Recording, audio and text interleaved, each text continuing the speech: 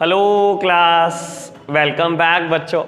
लो प्यारे बच्चों, cash flow from investing activity start करते हैं। उससे पहले एक बात बाबू, एक आध क्वेश्चन में एक टर्म आई है कि शॉर्ट टर्म लोन्स, टर्म आई होगी शॉर्ट टर्म लोन। और बाबू आपने कहीं ना कहीं, क्योंकि बेटा वर्ड शॉर्ट टर्म है, उसको करंट लायबिलिटी मानकर सॉल्व करने की कोशिश की होगी। बेटा देखो, शॉर्ट टर्म लोन ठीक है, it is a part of current liability, लेकिन आप समझो शॉर्ट टर्म लोन होते क्या है? वो लोन जिनकी पेमेंट एक साल के अंदर अंदर करनी होती है, कुछ और नहीं, बैंक ओडी और सीसी, उन्हें हम शॉर्ट टर्म लोन बोलते हैं। तो शॉर्ट टर्म लोन बेटा करंट लायबिलिटी की तरह सॉल्व नहीं करना, बैंक ओडी और सीसी की तरह फाइनेंसिंग में दिखाना है, इसलिए बेटा वो उस क्वेश्चन में कहीं नहीं गया होगा। ठीक है जी। और एक प्रॉब्लम, प्रोविजन फॉर डेप का मतलब या एक्यूमुलेटेड डेप का मतलब। देखो बेटा समझो इस चीज को, मुश्किल बात नहीं है बिल्कुल भी। बाबू देखो, आपने एक मशीनरी खरीदी, ठीक है, ऑन 1 अप्रैल 2014। मान लो बेटा इट इज फॉर ₹1 लाख, ठीक है। और आप क्या करते हो बेटा, इसके ऊपर डेप चार्ज करते हो एट द रेट 10% SLM। और मैं आपको कहूं, ये मशीनरी आपने 30 जून 2017 को बेच दी बेटा, मान लो 40,000 रुपए की, ठीक है। आपने ये मशीनरी 30 जून 2017 को बेच दी 40,000 रुपए की, ठीक है।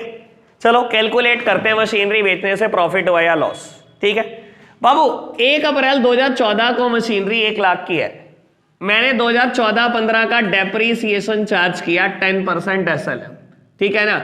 10% चार्ज किया 10,000 रुपए, यानी कि बेटा 1/4/15 को return down value of the machinery 90,000। मैंने फिर बेटा 15-16 के लिए डेप चार्ज किया बेटा 10,000 रुपए, 1/4/2016 को रिटर्न डाउन वैल्यू यानी कि 80,000। मैंने फिर बेटा 16-17 के लिए डेप चार्ज किया 10,000 रुपए, यानी कि बेटा 1 अप्रैल 2017 के लिए इसकी वैल्यू 70,000 रुपए। मैंने मशीन कब बेची? 30 जून 17 को, यानी कि 3 महीने का और डेप। मैंने बेटा 3 महीने का और डेप चार्ज किया, जब 1 साल का बेटा 10,000 है तो 3 महीने का 2,500, यानी कि बेटा 30 जून की वैल्यू मेरी मशीनरी की 67,500 थी, मैंने 40 में बेच दी। दैट मीन्स कितना लॉस इंकर करा? 27,500।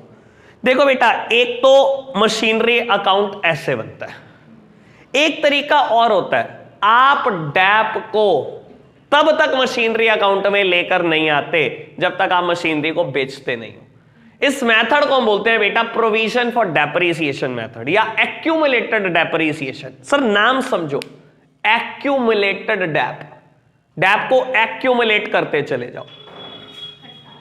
बाबू मैंने अगेन यही बात रखो, 1/4/2014 को मशीनरी खरीदी 1 लाख रुपए की, ठीक है। जब 14-15 का मैंने डेप लगाया तो इस अकाउंट में नहीं लगाया, मैंने बेटा प्रोविजन फॉर डेप अकाउंट में लिख दिया 10,000 रुपए, ठीक है जी। सर आज भी मैं बताऊंगा कि मशीनरी की वैल्यू मेरी 1 लाख है और डेप का बेटा बैलेंस है 10,000 रुपए। ये कब बताऊंगा मैं बेटा? 1/4/15 को। 1/4/15 को मैं बोलूंगा मेरी मशीनरी अभी भी 1 लाख रुपए की है, लेकिन बेटा प्रोविजन फॉर डेप में बैलेंस चल रहा है बेटा कितने का? 10,000 रुपए का। इस साल फिर डेप लगा बेटा 15-16 का, लेकिन ये डेप का लगाऊंगा मैं बेटा प्रोविजन फॉर डेप अकाउंट में, एक्यूमुलेट कर रहा हूं मैं, डेप को इकट्ठा कर रहा हूं बेटा। 1/4/16 को मेरी मशीनरी की वैल्यू में 1 लाख ही दिखाऊंगा, लेकिन बेटा डेप का बैलेंस दिखाऊंगा कि 20,000 रुपए का डेप का बैलेंस हो चुका है। आपको पता लग रहा होगा मैं क्या कर रहा हूं, डेप को इकट्ठा कर रहा हूं। फिर बेटा मैंने 15-16-17 का डेप लगाया 10,000 रुपए, मैंने फिर डेप इकट्ठा करा बेटा। बाबू 30,000 रुपए बैलेंस दिखाया मैंने 1/4/17 को, और 1/4/17 को अपनी मशीनरी की वैल्यू में फिर दिखा रहा हूं बेटा 1 लाख रुपए। ये मशीनरी कब बिकी? 30 जून 17 को। मैंने 3 महीने का डेप और जोड़ दिया बेटा, इस अकाउंट में डेप इकट्ठा हो गया बेटा 32,500 का 30 जून 2017 को। अभी भी मैं मशीनरी की वैल्यू दिखा रहा हूं 1 लाख।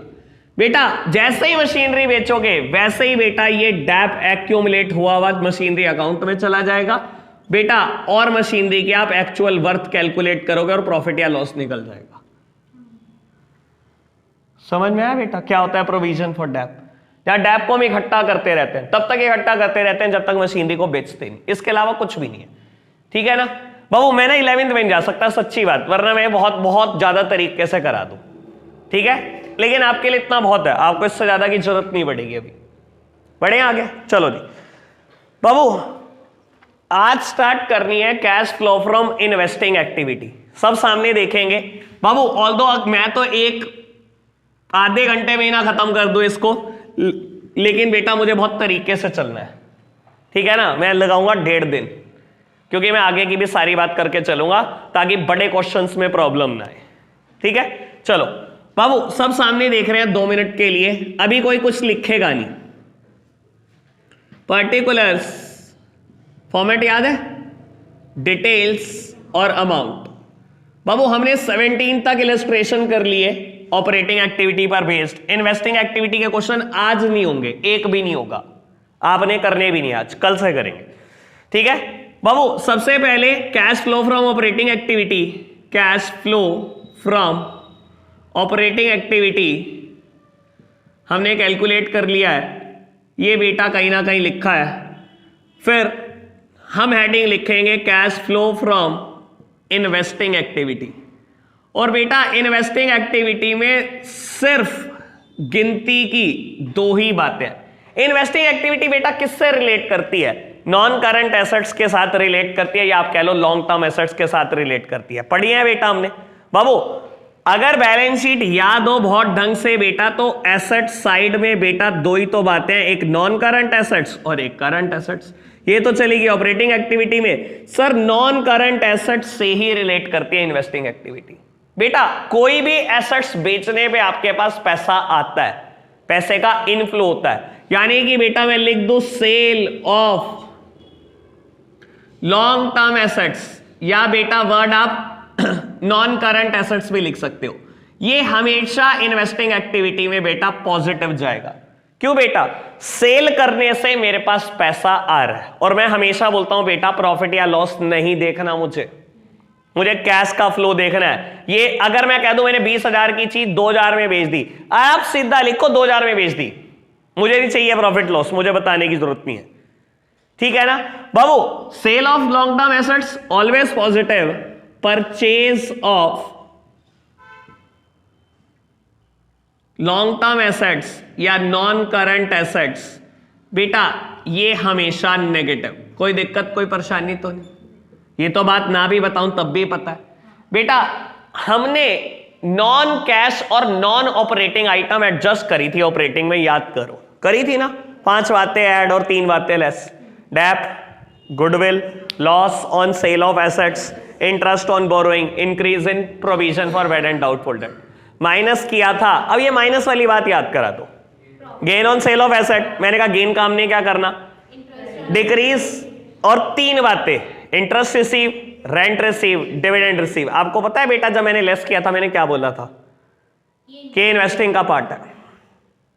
आप खुद सोचो मैं रेंट क्यों रिसीव कर रहा हूं? मैंने बेटा एक फ्लैट ले रखा है और बेटा उसको रेंट पे चढ़ा रखा है, वहां से मुझे रेंटल इनकम आ रखी है। मैंने फ्लैट ले रखा है ना, फ्लैट का लेना क्या है बेटा, नॉन करंट एसेट्स है ना। नॉन करंट एसेट जहां जाएगी बेटा उसकी इनकम भी तो वहीं जाएगी। वो कहां जाती है बेटा, इन्वेस्टिंग में, तो उसकी इनकम भी तो वहीं आएगी। Sir rent received, interest received या डिविडेंड रिसीव्ड, बेटा तीनों की तीनों बातें इन्वेस्टिंग है और तीनों के तीनों से मुझे पैसा मिलता है। बाबू इंटरेस्ट क्यों रिसीव हो रहा है आपको? मैंने किसी कंपनी के डिवेंचर्स खरीद रखे हैं, मैंने इन्वेस्टमेंट कर रखी है किसी कंपनी के डिवेंचर्स में, मैंने किसी कंपनी के शेयर्स खरीद रखे हैं बेटा, वहां से डिविडेंड मिल रहा है, पैसा मिल रहा है ना, पैसे का इनफ्लो है ना बेटा। तो बाबू कहां रिकॉर्ड करूंगा इनको, इन्वेस्टिंग एक्टिविटी में एज पॉजिटिव। चाहे नॉन ऑपरेटिंग मतलब ये ऑपरेटिंग से बिजनेस के जो फंक्शन है, मतलब ये तो उससे आ रहा है ना सारी बिजनेस। जैसे वो हमने कहीं पे इन्वेस्टमेंट कर दी, वो हमारे बिजनेस का पार्ट नहीं है, बट स्टिल हमें वहां से इनकम आ रही है, तो उसे भी कंसीडर करेंगे। उसी को तो कंसीडर करेंगे बाबू। मैंने बिजनेस के अलावा कहीं पर भी इन्वेस्टमेंट कर रखी है जहां से मुझे रिटर्न आ रही है, वो सब मैंने ही तो इन्वेस्टमेंट कर रखी है ना, बिजनेस के अलावा ही तो कर रखी है ना। तो वही तो दिखानी है, जो बिजनेस की बात है वो तो ऑपरेटिंग में जा ही रही है। कोई दिक्कत तो नहीं? बात समझ में आई? ये तो पुरानी बात ही है, इसमें तो मैंने कुछ नया बताया नहीं सर। बस इतना ही है cash flow from investing activity. अगर ये पॉजिटिव आया तो cash inflow from investing activity, और अगर ये नेगेटिव आया तो cash used in investing activity. कोई दिक्कत तो नहीं? मुझे लेकिन यहां से बेटा नेक्स्ट लेवल पे जाना है। अब मैं हल्की सी मुश्किल बात करनी शुरू करूंगा, आप इसको लिख लो पहले फटाफट।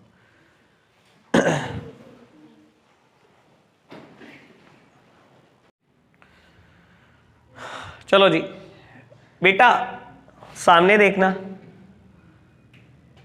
अब काम की बात इन्वेस्टिंग एक्टिविटी में, सब सामने देख रहे हैं। बाबू मुझे बैलेंस शीट गिवन है और बेटा बैलेंस शीट में ऐसे लिखा गया है मशीनरी, ये करंट ईयर है, ये प्रीवियस ईयर 3 लाख,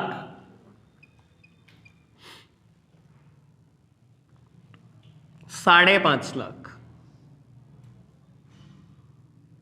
या इसे आप कर लो 1.5 लाख। ठीक है, ऐसे लिखा गया कि प्रीवियस ईयर में बेटा मशीनरी थी 3 लाख रुपए की और करंट ईयर में दिखाई दे रही है 1.5 लाख रुपए।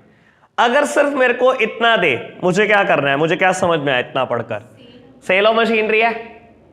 पहले मशीनरी कितने की थी बेटा? 3 लाख रुपए की, और अब कितनी बची? 1.5 लाख रुपए की। ठीक है ना, यानी कि बेटा सेल ऑफ मशीनरी है। पैसा आया होगा गया होगा? फटाफट बताओ, आया होगा। बेटा मैं कहां रिकॉर्ड करूंगा? इन्वेस्टिंग एक्टिविटी में सेल ऑफ मशीनरी दिखा दूंगा बेटा 1,50,000 पॉजिटिव। कोई दिक्कत कोई परेशानी तो नहीं? समझ आई बात बाबू? केस नंबर 2,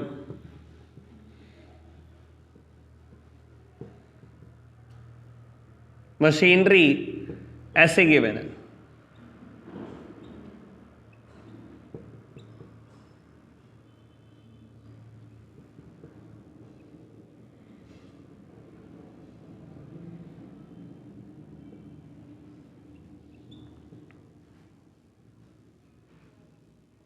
इसमें से माइनस ही होता है प्रोविजन फॉर डेब्ट।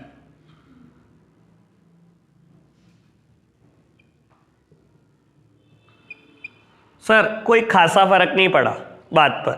क्या करोगे आप बेटा? मशीनरी को मशीनरी से कंपेयर कर दोगे, प्रोविजन को प्रोविजन से कंपेयर कर दोगे। ठीक है ना बाबू? मशीनरी, सेल ऑफ मशीनरी है 1.5 लाख रुपए इन्वेस्टिंग में चली जाएगी, और बेटा 10,000 रुपए का डेप कहां चला जाएगा? ऑपरेटिंग एक्टिविटी में, non cash non operating item. सबसे पहली आइटम एडजस्ट करता हूं डेप। कोई दिक्कत कोई परेशानी तो नहीं? समझ आई बात? नोट करना पहले, फिर बताता हूं आगे।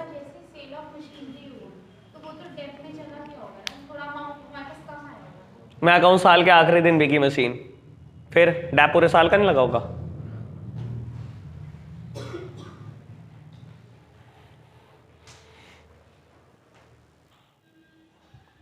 चलो जी बेटा केस नंबर 3 की बात करेंगे। अब चीजों को बहुत आराम से समझना शुरू करना। ठीक है, मान लो बेटा मैं बोलता हूं यही केस है सेम। ठीक है, और इस बार ऐसे लिखा गया बाहर, बैलेंस शीट पूरी हो रखी है, बैलेंस शीट के बाहर लिखा गया है depreciation charged during the year, depreciation charged during the year ₹50,000। लो अब काम की बात सुन लो। सर अभी तक जब भी मैंने डेप की बात की है ना, वो बैलेंस शीट के अंदर था तो बात की है। अब पहली बार ऐसा हो रहा है बेटा डेप मुझे बैलेंस शीट के बाहर गिवन है, जस्ट लाइक एडजस्टमेंट, जो आप फाइनेंशियल स्टेटमेंट के बाहर करते थे बेटा कभी क्लास 11th में। ठीक है, अब बेटा आप ऐसे नहीं कर सकते कि डेप सीधा दिखाया 50,000 non operating non cash item और जी ये सेल ऑफ एसेट 1.5 लाख रुपए। नहीं, जब डेप बेटा बैलेंस शीट के बाहर दिया है तो इस बात को समझ लो बेटा ये डेप्रीसिएशन, इसका मतलब एसेट्स में एडजस्ट नहीं हुआ। अगर ये बैलेंस शीट के अंदर होता है बेटा दैट मींस ये एसेट्स में एडजस्ट हो रखा है, लेकिन अगर ये डेप्रीसिएशन बैलेंस शीट के बाहर है तो बेटा इसका मतलब ये एसेट्स में एडजस्ट ही नहीं हुआ। इसे बुला बेटा। बाबू यहां पढ़ा रहा मैं। हाँ जी, ये बेटा क्या हुआ? बैलेंस शीट में एडजस्ट नहीं हुआ किसी भी एसेट में। तो बाबू इसके लिए करेंगे क्या? सुन लो, जब भी बेटा मुझे कोई भी एक आइटम बाहर दी गई होगी एसेट से रिलेटेड, मैं बेटा अकाउंट बनाना शुरू कर दूंगा एसेट का। ठीक है जी, मेरे साथ आप अकाउंट बनाना सीखेंगे आज। ठीक है, मैं पहले से ही बेटा क्या कर रहा हूं, धीरे धीरे छोटी छोटी बातों से आपको कॉम्प्लेक्स की तरफ लेके जा रहा हूं। बड़े क्वेश्चन में परेशान नहीं होंगे, बिल्कुल भी नहीं परेशान होंगे, यही सब सीख के जाएंगे। ठीक है जी, चलो देखते हैं बेटा एसेट्स अकाउंट बनेगा कैसे। ठीक है, ये मेरा केस नंबर 3 है। बात समझ में आई कितनी बोली? अगर बेटा बैलेंस शीट के अंदर है तो कुछ नहीं करना, सीधा सीधा कैलकुलेट होगा डैप, सीधा सीधा कैलकुलेट होगा मशीनरी। ठीक है, लेकिन अगर बेटा डैप एसेट्स के बाहर है, इसका मतलब बेटा ये एसेट्स में एडजस्ट हुआ ही नहीं। ठीक है जी, लो बाबू मैं बनाना शुरू करूंगा मशीनरी अकाउंट। अभी आप सिर्फ सीखेंगे, मैं इस क्वेश्चन के हिसाब से नहीं बना रहा, अभी मैं सिर्फ जनरल बना रहा हूं, फिर 1 मिनट के बाद मैं इस क्वेश्चन के हिसाब से बनाऊंगा। ठीक है जी, लो मशीनरी अकाउंट कैसे बनेगा। सर किसी भी अकाउंट में क्वालिटी क्या होती है, बहुत बार बताई है कि लेफ्ट हैंड साइड हमेशा डेबिट साइड होती है किसी भी अकाउंट में, और राइट हैंड साइड बेटा हमेशा कौन सी साइड होती है, क्रेडिट साइड। ऐसा ही होता है किसी भी अकाउंट में, left hand side is the debit side and right hand side is the credit side. बेटा मशीनरी क्या है, एसेट्स, एसेट्स हमेशा क्या होती है, डेबिट। इनका ओपनिंग बैलेंस हमेशा डेबिट होता है बेटा। तो बाबू मशीनरी का ओपनिंग बैलेंस ऐसे ही लिखूंगा डेबिट साइड, क्योंकि एसेट्स हमेशा डेबिट होती है। To balance brought down by balance carried down. कोई दिक्कत कोई परेशानी तो नहीं? कितने की दी हुई है बेटा ओपनिंग बैलेंस और क्लोजिंग बैलेंस? कोई दिक्कत तो नहीं? समझ आई बात अभी तक जितनी बोली बेटा? अब मैं इस अकाउंट में कोई भी बात इस क्वेश्चन से नहीं लिख रहा, एक जनरल बात लिख रहा हूं। ठीक है जी, मैंने लिख तो दिया था अभी, लेकिन मैं एक जनरल बात लिख रहा हूं, फिर बेटा इस अकाउंट को दोबारा कंप्लीट करके दिखाऊंगा इस क्वेश्चन के हिसाब से। ठीक है जी, ओपनिंग बैलेंस आ गया, क्लोजिंग बैलेंस आ गया। ठीक है बाबू, मशीनरी अकाउंट में हमेशा डेप्रीसिएशन आता है करंट ईयर का बाय डेप्रीसिएशन अकाउंट इस नाम से। और मैं ये बात बेटा रटवा नहीं सकता, जर्नल एंट्री से सोच लो। जब मैं डैप चार्ज करता हूं सारे खर्चे डेबिट होते हैं, डैप भी खर्चा है, तो एंट्री क्या करता हूं, depreciation account debit, to cash नहीं करता, सारे खर्चों में टू कैश करता हूं। डैप का पैसा कभी कैश कहीं नहीं जाता, तो बेटा मैं क्या लिखता हूं, डैप टू मशीनरी, यानी कि dep to fixed assets, entry ये करता हूं। तो machinery is on a credit side, posting should be on a credit side, क्या नाम आएगा, बाय डैप। सर एंट्री में मशीनरी किस साइड है, depreciation account debit to machinery, machinery credit side लिखी है ना। पोस्टिंग करने के नियम पता है ना, पोस्टिंग किस साइड होगी मशीनरी में, क्रेडिट ही साइड होगी, क्योंकि मशीनरी क्रेडिट साइड लिखी थी। और नाम किसका आएगा, सामने वाली साइड का, बाय डेप, यही आएगा। कोई दिक्कत तो नहीं? समझ आई अभी तक जितनी बात मैंने बोली? अच्छा मैं नई मशीनरी खरीदूं तो एंट्री क्या होगी, machinery account debit to cash या टू बैंक। तो machinery is on a debit side, posting should be on a debit side, to cash या टू बैंक। सर मशीनरी कभी भी नहीं परचेस करोगे तो मशीनरी अकाउंट में कहाँ आएगा, टू साइड। सेल करूंगा मशीनरी तो एंट्री क्या करूंगा, पैसा आएगा सेल करने से, या तो कैश डेबिट होता है या बैंक डेबिट होता है। तो एंट्री क्या होगी, कैश अकाउंट डेबिट या bank account debit to machinery account, क्योंकि मशीनरी चलेगी। Machinery is on a credit side, posting should be on a credit side, by cash या बाय बैंक। और मशीनरी बेचने पे या तो प्रॉफिट होगा या तो लॉस। प्रॉफिट क्या होता है बेटा, हमेशा क्रेडिट होता है। नॉमिनल अकाउंट का रूल याद करो, debit all the expenses and losses, सारे लॉसेस सारे खर्चे डेबिट होते हैं, and credit all the income and gains, income और गेन हमेशा क्रेडिट होते हैं। तो बेटा अगर मेरे को मशीनरी बेचने पे प्रॉफिट हुआ होगा तो मैंने एंट्री क्या की होगी, मशीनरी टू प्रॉफिट, मतलब मशीनरी टू कैश और टू P&L अकाउंट, यही किया होगा। तो लिख देता हूं बेटा टू P&L, ये डिनोट क्या करेगा बेटा, प्रॉफिट हुआ है। और अगर लॉस होगा तो लॉस हमेशा डेबिट होते हैं, यानी कि बेटा ये ऐसे लिखा होगा बाय P&L लॉस, यानी कि पूरा मशीनरी अकाउंट आपको बनाना आ गया। बताओ कोई बात रटी हमने, कुछ भी रटा है? जर्नल एंट्री पता है, सब उसका यूज किया, मैंने तो कुछ भी नहीं किया अभी तक। अकाउंट बनाना आया, अगर ये बनाना है ना तो कहीं से कहीं तक दिक्कत नहीं आएगी। लो इस क्वेश्चन में बनाते हैं।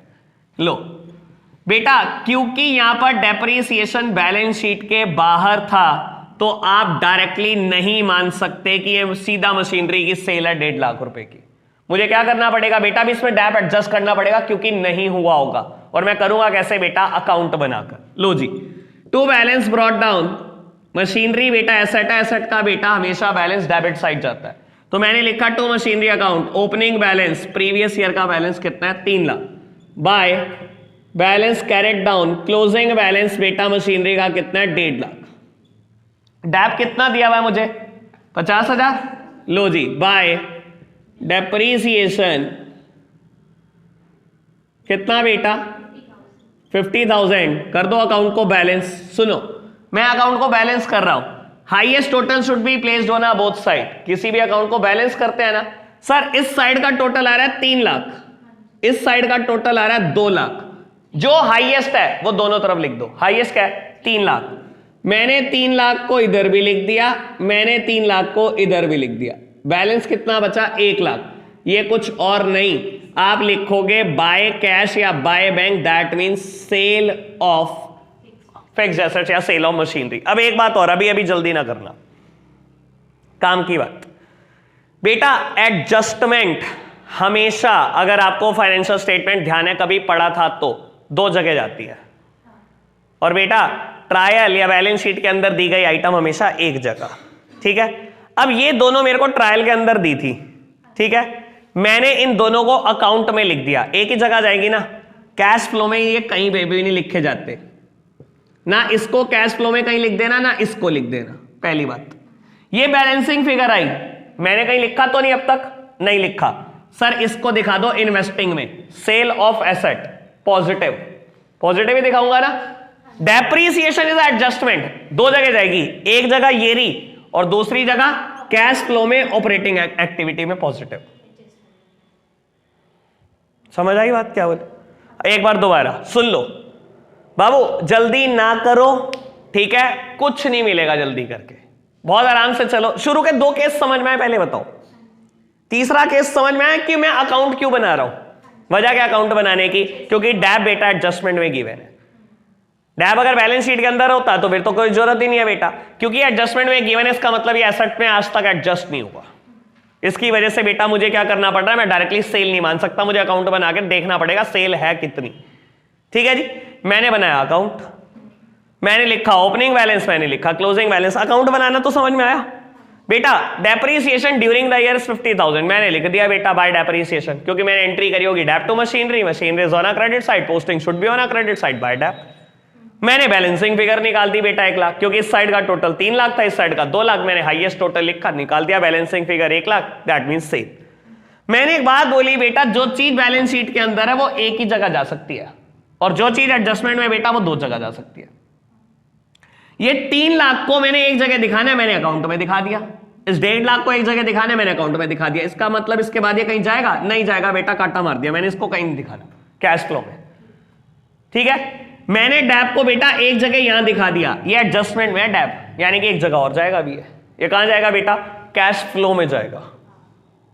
कहां जाएगा, ऐसा operating item for non cash and non operating item के एडजस्टमेंट करता हूं ना, वहां दिखाऊंगा डैप, सबसे पहली चीज। यार बोलो, याद है ना। और बेटा ये बैलेंसिंग फिगर आई, अभी तक कहीं और नहीं गया बेटा, ये भी जाएगा। ये कहां जाएगा बेटा, इन्वेस्टिंग एक्टिविटी में, सेल ऑफ मशीनरी, पॉजिटिव दिखाऊंगा 1 लाख रुपए। कोई दिक्कत कोई परेशानी तो नहीं, समझ आई बात? इजी है। ये अकाउंट बनाना है, ये आया तो बेटा बस महारथी हो गए आप, दिक्कत नहीं आने की कहीं से कहीं तक। ठीक है, पक्की बात। चलो करो नोट, अभी 4th केस करेंगे।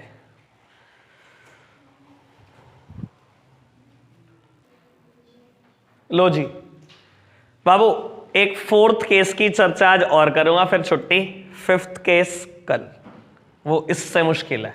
हाँ पर अरे वो ठीक है यार, कल मतलब नेक्स्ट वर्किंग डे यार, तुम बच्चे बच्चे ही रह गए, सुधरे ही नहीं तुम।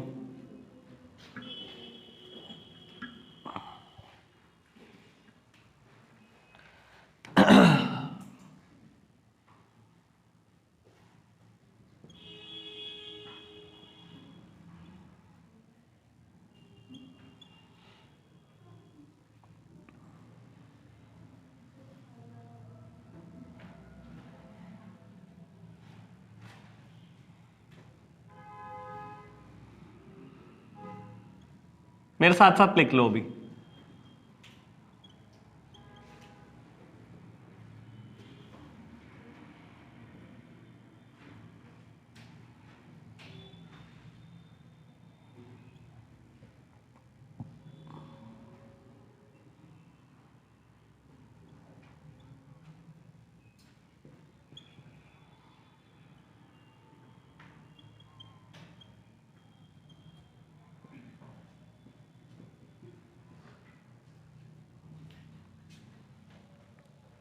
ये क्वेश्चन है, नोट करना।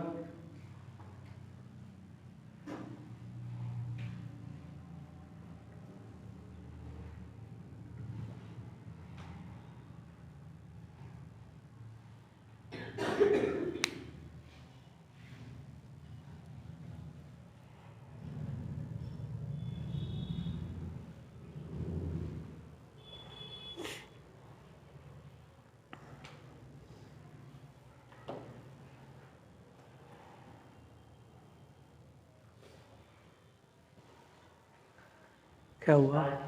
अच्छा, ₹12,000। रिएक्शन क्यों दे रहा खतरनाक खतरनाक? नहीं आ रहा सन, पूछ ले। मैं कभी मारेगा मुझे और क्या, गड्ढा हो जाता भी यहीं से। तेरे को लो मेरी तरफ देखना बेटा, समझे जरा चीजों को बाबू। ठीक है, तब भी समझना है तुम्हारी ऐसे की तैसी। बेटा टोटल फिक्स्ड एसेट्स, सर ये वर्ड याद है टेंजिबल, FNDLO। फिक्स्ड एसेट्स में टेंजिबल फिक्स्ड एसेट्स होती थी, इनटेंजिबल। टेंजिबल वो एसेट्स जिनको हम टच कर सकते हैं, देख सकते हैं।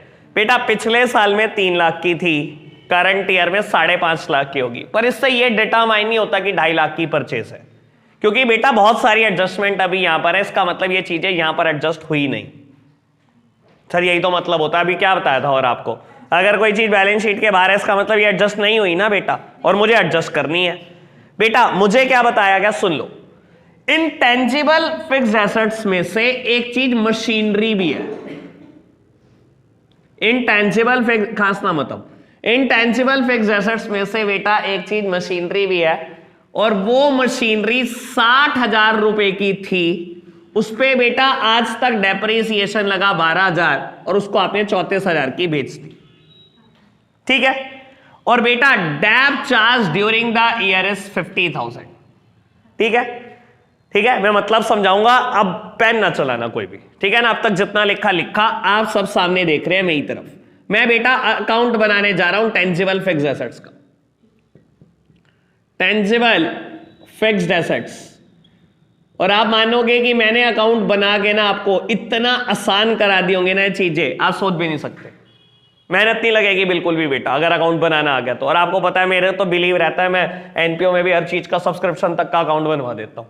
लो जी बेटा, बाबू टेंजिबल फिक्स्ड एसेट्स एसेट्स है, और एसेट्स का बेटा ओपनिंग बैलेंस हमेशा बेटा डेबिट होता है, और क्लोजिंग बैलेंस बेटा हमेशा क्रेडिट।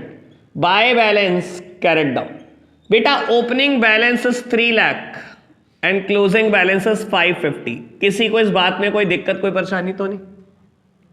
ठीक है, अब ना मैं ना बेटा मशीनरी के प्रॉफिट या लॉस की कैलकुलेशन या रफ में करना चाहता हूं।